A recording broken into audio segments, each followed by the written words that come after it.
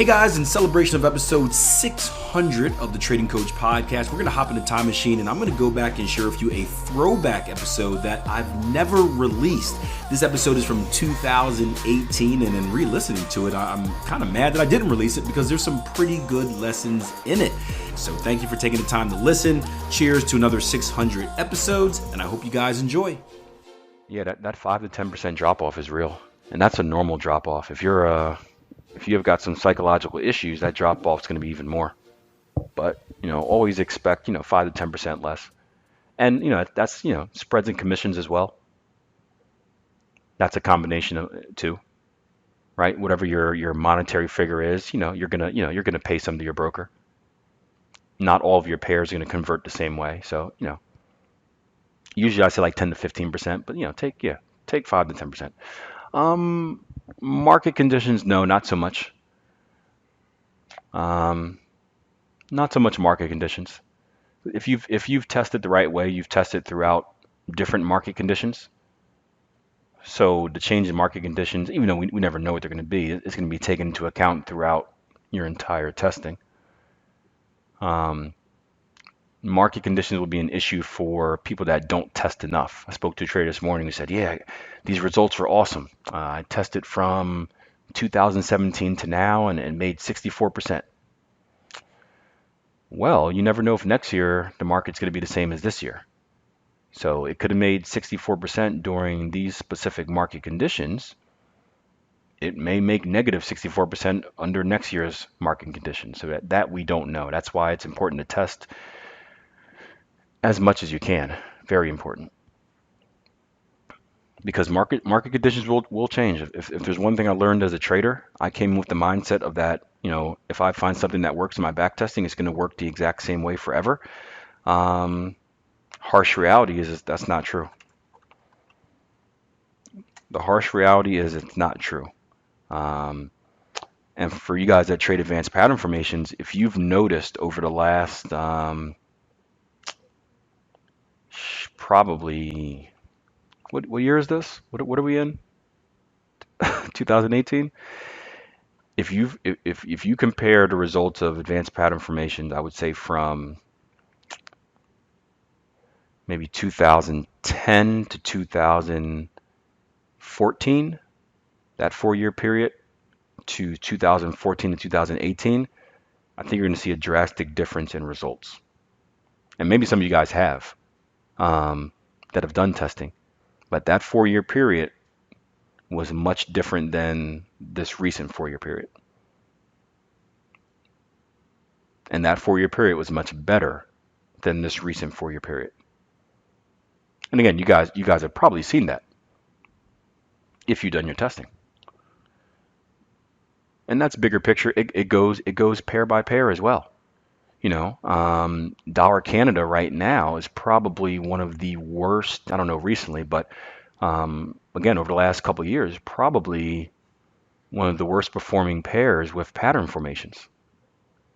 Where back in the day, it was amazing.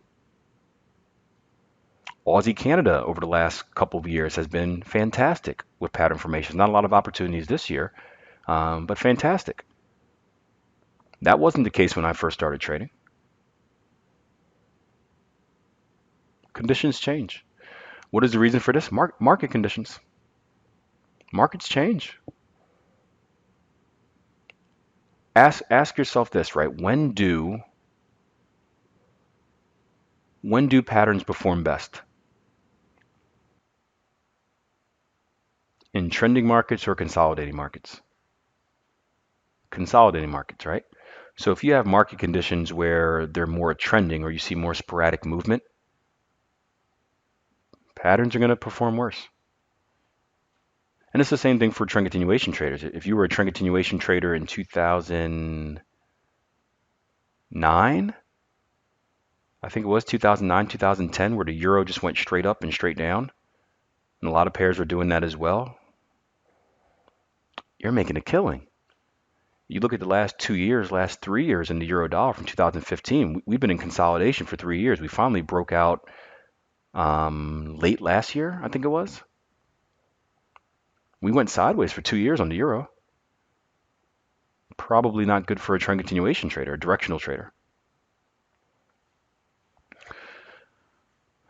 And here's the thing, strategies don't necessarily need to change because here's the thing, you don't know when market conditions change until after they've already changed. It's kind of like a trend, right? When do we know that the market's in trend? When it's already trending, right? When do we know that the market's consolidating? When it's already in consolidation, right? So for traders that try to switch strategies on the fly, that, you're going to be a trend trader as soon as the market stops trending, you're going to get beaten up by consolidation. You're going to switch to being a consolidation trader as soon as the market breaks out of consolidation and starts trending again. You're always going to be behind it, and eventually you'll go broke. So you don't need to change strategies. In my opinion, you just need to have a balance. You need to be well-rounded, right? It's no different from being an investor, right? If you're an investor saving for, like a 401k or retirement plan, or even just a normal investor, um, one of the best things you can do, in my opinion, and not everyone agrees with this, I believe in having a diverse portfolio,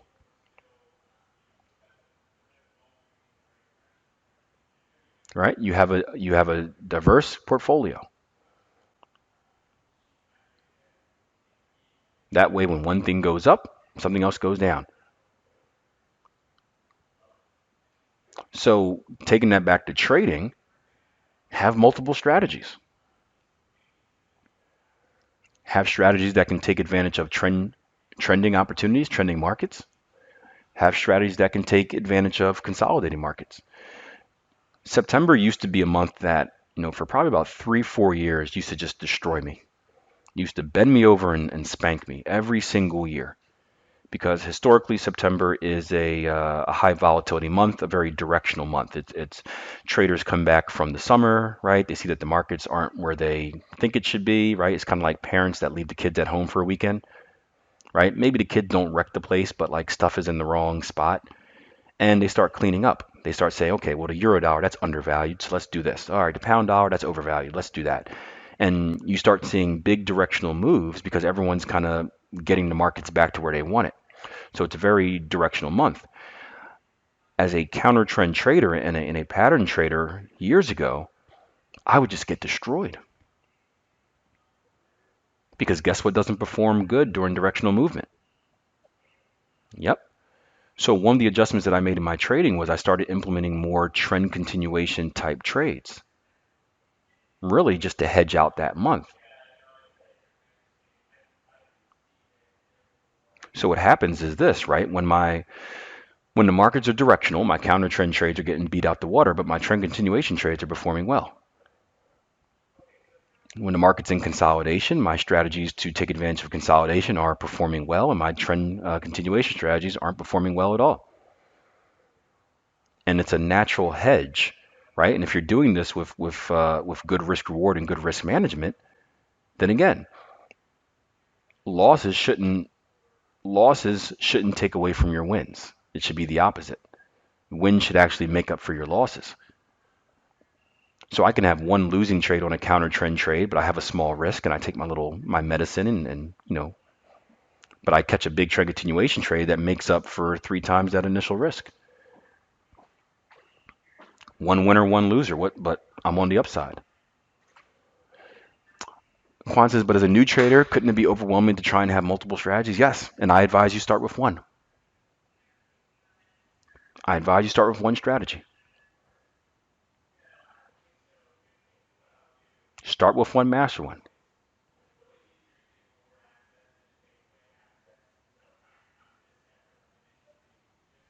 But what I'm saying is, don't settle, especially if you have something that changes. Don't settle. Don't be just one thing. Once you've mastered one thing, focus on adding something else. Because once you've mastered a strategy, trading is going to become very boring for you. It's going to become extremely boring because you're just waiting for your rules. You're like, okay, dollar yen, double top, sell. So in that time, it becomes boring. Start working on something else. What can I add? Because you're going to have a massive amount of time, especially if you're a swing trader. And if you're a day trader, you're only trading for a few hours a day anyway. Then start evaluating your system and start adding something. Go through your notes, say like, hey, this did good, but during those 3 months, right, I still was profitable for the year, but during those 3 months where the market was real trendy, I got beat, I got eaten alive. I wonder what I can add to kind of even that out some. You start going back to the course material, you start stumbling along maybe the Jason Greystone trend continuation method, and you're like, okay, well, I can add this, and it doesn't really affect my pattern trading. And now you've added another tool to your arsenal.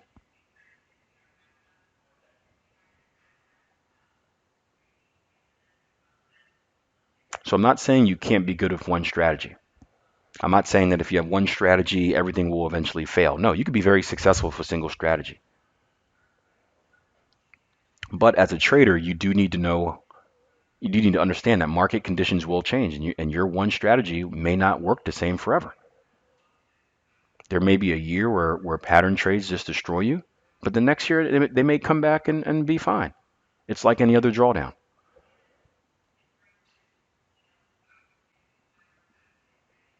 But you do want to start with one, because if you don't, you're gonna know a little bit about a lot, and you're gonna get destroyed.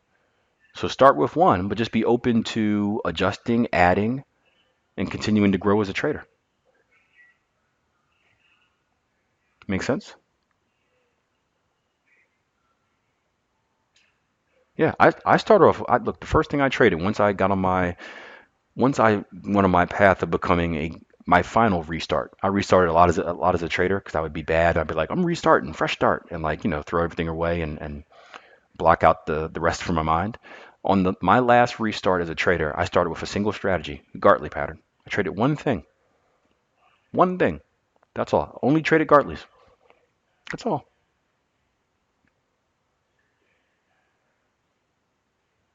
And then I just slowly added over the years.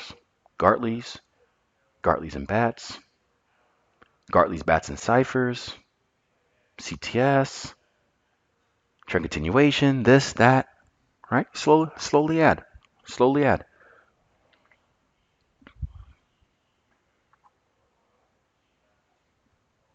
But it's just like anything else. You should always be looking to get better. You should always be looking to learn. Learning never ends. The day you stop learning is the day that you will fail. Jamie says, I'm going to go the other way and add advanced patterns at the end. Yeah, I needed advanced patterns first because my trading psychology was a mess. So if I didn't have anything with very strict rules, I was gonna mess it up. So I needed something with very strict rules so I couldn't step on my own feet. Because I did CTS and counter trend trading before that, and I would just, my mind would get in the way. Yeah, it's not really a double top, but I'm gonna take it anyway because it looks like it's a double top. If you have an excuse, I'd make it. So I needed patterns because I needed strict rules. I was out of control. It's out of control, man. I was out of control. And what stinks is I was an out of control good trader, man. I was hitting at like 70% before that. I was a 70% trader, guys, losing money. I was a 70% trader losing money. Oh yeah, losing big, right? I was hitting that 70%. Part of the reason I was hitting that 70% was because I was taking targets early. Yeah, you can't go broke taking profit, so I'm just going to take this profit. So my win percentage was elevated because I was just taking profit early. I wasn't actually letting the trades go to where they were supposed to. So I was taking profits early, which upped my win percentage. It also lowered my expectancy because now my wins aren't winning what they're supposed to win. And I would say this, my losses, there were at this point I wasn't really moving stop losses back, but because I was cutting my wins, they weren't making up for my losses. And then it'd be a random dumb trade, right? I get on a hot winning streak, I win like 5 trades in a row, and I'm like, dude, I'm awesome. And I start taking stuff just because I'm feeling it, right? You ever watch a basketball game and Warriors are a good example of this, but they have the luxury to doing that because they're awesome. You ever watch a basketball game, right? Steph Curry, he makes like three threes in a row and he just shoots one from half court because he's feeling it. That was me. I get like 5 trades in a row, swish, buckets, hibachi, right? I make them. And then every once in a while, I just, I take the ball at half court and just be like, whoof. and then be an air ball, boom. And I'd lose all the money I made from the 5 previous trades before it. Yeah. So I was like the Steph Curry, but I was like Shaquille O'Neal trying to do that. I'm like Shaquille O'Neal making 2 3-pointers in a row. Now I'm feeling it. Now I start loading up the half court shot like I'm the dude, letting letting the hand hang in the air, letting it sprinkle, blaming it on the wind when it misses. That was me. I would get overconfident. So not only was I cutting my profits short and taking my losses in full, which is always a recipe for disaster. Every once in a while, I get overconfident. I take a bad trade, and then that bad trade would lose, and I'd be back at break even. I wasn't losing money at this point in time. I was just break even. I just couldn't make money. I was just stuck. And then I had some money management issues as well. I was, after my hot streak, I was aggressively upping my position size because I'm on a hot streak. You want to take advantage of it. Up your position size right into a losing streak. So when you lose double of what you win, and it's just a whole bunch of stuff put together. It was just a mess. Just a mess, guys. Just a mess. Can you see now how it was 70% and breaking even slash slowly bleeding my account? Little things here or there all add up. Yeah, I thought I was Steph Curry, but I wasn't. At least you turned it around. Had no choice but to. I'm a winner. Not going to lose. No choice but to turn around. This is my life, man. There was no plan B here. I guess there was a plan B going back to cleaning toilets and whatnot. So it had to be done. You sit yourself down eventually and you say, you gotta win. You gotta make it. Many other people didn't do that. Yeah. Not many people are us. Not many people are built for success. I truly believe I'm built, and it sounds cocky and arrogant, but I'm built for success. Now, in order to gain success, you fail a million times. It's not failure is a bad word, but you struggle for a very, very, very long time. But the difference is you muscle through it. I was watching the show Hard Knocks the other day. It's a kind of behind the scenes footage of an NFL team, and I wish I tried to write it down. I lost the paper, but there was this quote on the wall for the Cleveland Browns. It was from Ulysses S. Grant, and he said that the quote was, I think it was, he said, at some point during the battle, both sides feel like they've been beaten. The side that wins is the one that decides to carry on no matter what. And I truly believe that. Again, there comes a time in battle where both sides feel like they've been beaten. The side that wins is the side that decides to carry on. And I teach this to my track girls as well. It's the same thing in racing, right? The goal of racing in sprinting is, even in distance running, you put yourself through pain. And our method is that we're going to put ourselves through pain, and we're going to dare anyone else to put themselves through the same pain and not mentally break down. So it's one of those things, is like if we were competing, we're going to go after it, and it's not going to be who is more skilled. It's going to be who has the biggest guts. Who has more guts? Who's willing to put themselves through more pain? And I think that's the difference between successful people and non-successful people. Everyone goes through pain, right? You ask any successful person, they've all gone through probably more pain than anyone else. The difference is they kept going. They didn't quit. They didn't give up. They kept going, and they fought through the pain, and they reaped the benefit. That's the only difference, I think. Anyone can do it. It just takes a mental toughness. I don't know if how many of you guys listened to the interview I did with my friend and business partner John Bomberger the other day, where he said, I just committed career suicide. Anybody? Yeah. Did you hear what he said in that about for you guys that are younger? He started his journey to be an entrepreneur, what, like 35? And he said, for you guys that are in your 20s, you can fail for 5, 10 years, man. You can try and fail for 5, 10 years. And you can find something that works 10 years down the road and still have plenty of time in life to be a success. You have so much time to fail. You have so much time. He was like 35, I think, with 5 kids. He was in a different situation. That's why I never like to compare my journey to him, because when I went on my journey, what 21, 22, no kids, no family, anything like that. Just, there was nothing to lose. I don't know what. I was out of college and unemployed anyway.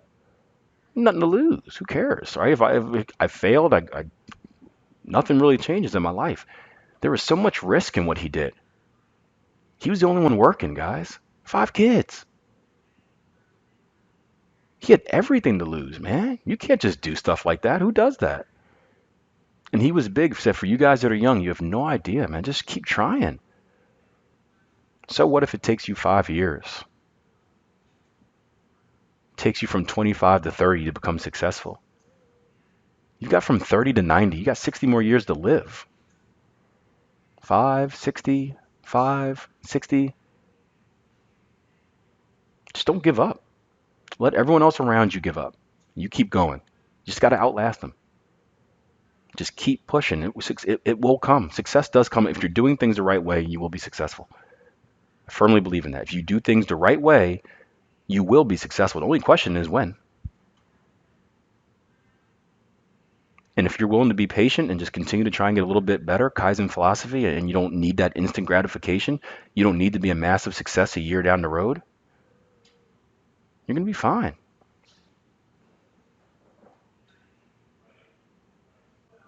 Going to be fine. You ever get a chance, talk to Jason Greystone, ask him about his story. He just grinded it out until it worked. Plenty of times he came home like, what am I doing? His wife's like, what are you doing? Why am I doing this? He just kept pushing and pushing and pushing and pushing. And then it worked. I'll tell you what the struggle does, George. The struggle makes you appreciate it. The struggle makes you so scared to ever go back.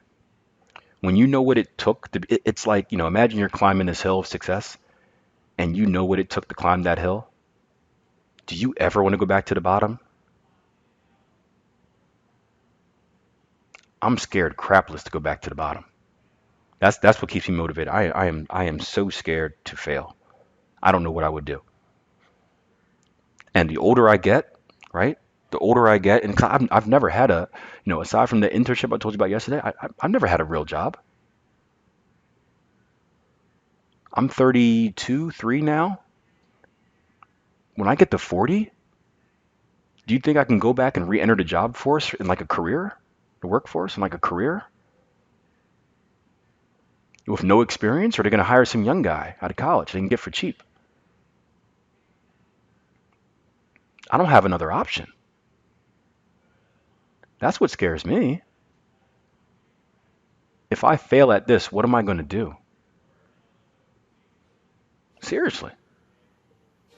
What are my other skills? What am I going to do? That's what motivates me every day, that fear. That fear of if I settle one bit, I'm going back to the bottom of that hill. That's my motivator. Once again, a big thank you for supporting the show. I never thought we'd be doing this podcast for 3 years. Never thought we'd get to 600 episodes. I thought I'd be bored by then, but you guys have given so much support. You guys have given so much great feedback, just sharing with me how impactful this podcast has been. And of course, you guys have done a great job at helping me create the content that you want to hear.